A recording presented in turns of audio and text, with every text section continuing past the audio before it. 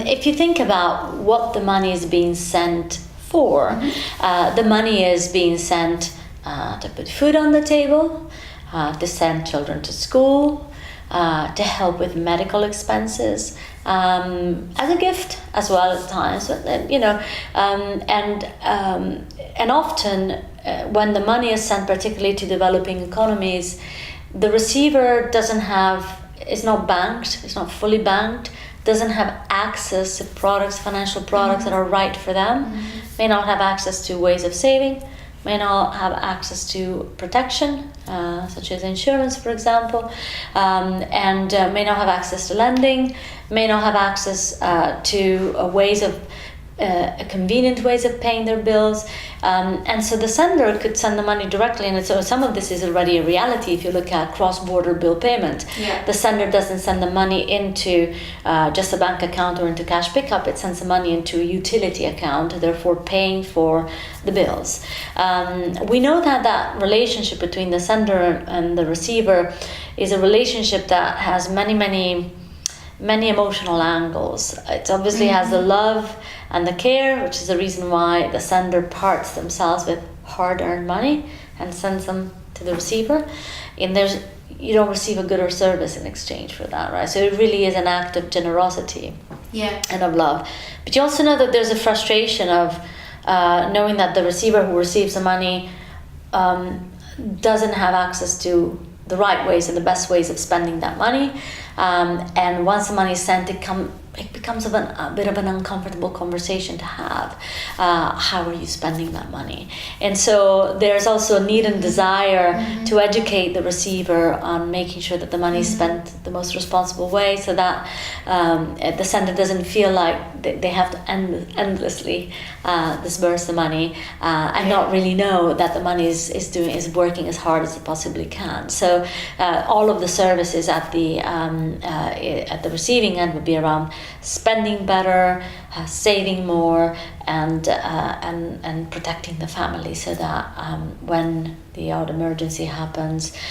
Still, I was actually reading that funerals and unexpected healthcare bills still are a major cause of driving families in developing economies into poverty, because you literally have to sell the furniture to be able to pay for those unexpected expenses. So all of these things are things that help nurture that relationship and make sure that money that's sent with lots of love really works as hard as possible for the people who receive it.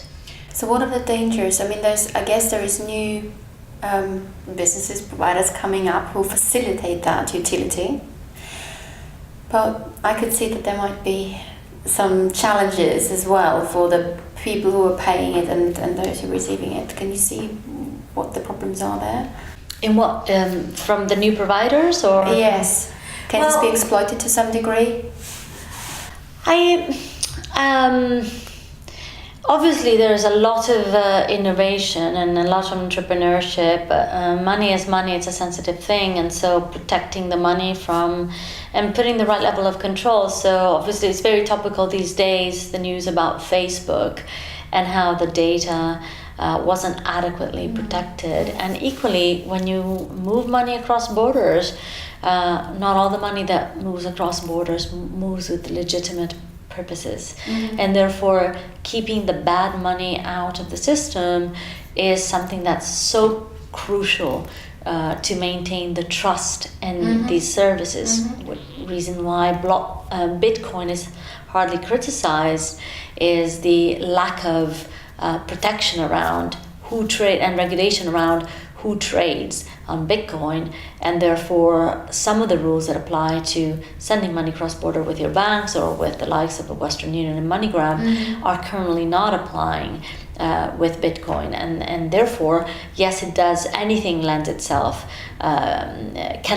for abuse, particularly something as sensitive as money sent across borders. So there's definitely a need to operate within compliance, and a need for the innovators to become really adept at understanding what are the controls that they need to be put in place before it's too late and the public trust is actually hurt, as in the Facebook case, or in the Bitcoin case, but obviously the famous case of the Silk Road that was being, where Bitcoins were being used basically for the purchase and the trading of drugs. So absolutely, I mean, we're all very excited about and euphoric about innovation, but innovation has to happen responsibly with a certain set of controls.